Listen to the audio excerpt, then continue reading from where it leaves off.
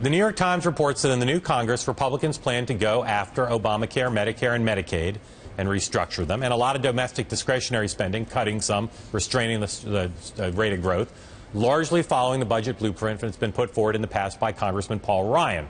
Ah, the Ryan budget.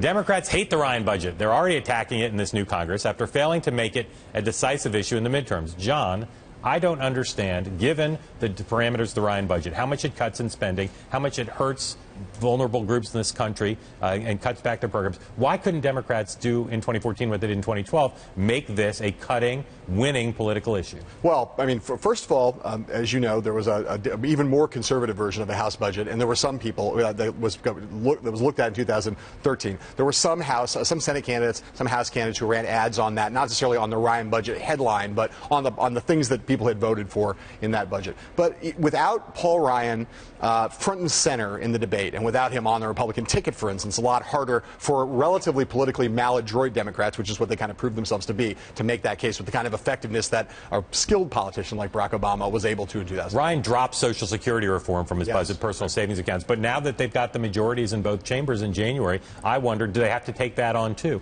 Either out of conscience or out of pressure from the right to say, we're in control now, let's pass these things. The fact is, if the contours of the debate, whatever happens with immigration, the contours of the debate on the budget are allow President Obama to attack them for cutting food stamps, cutting social programs, changing Medicare and Medicaid, changing Social Security. I said cut. You can say restraining growth, but whatever. If that's the terms of the debate, it seems to me it gives the president a huge upper hand, and Republicans are picking a fight without a president who will sign any of it. I think that's entirely true. The only question is whether Democrats can actually get their acts together to make that case as compellingly as it would seem obvious that they're able to do if you look at the actual impact of what that budget would be, just according to the New York Times and other analysts who've looked at that budget. It'd be a big rerun and one the Democrats have done well in. Yes, very well at. Exactly.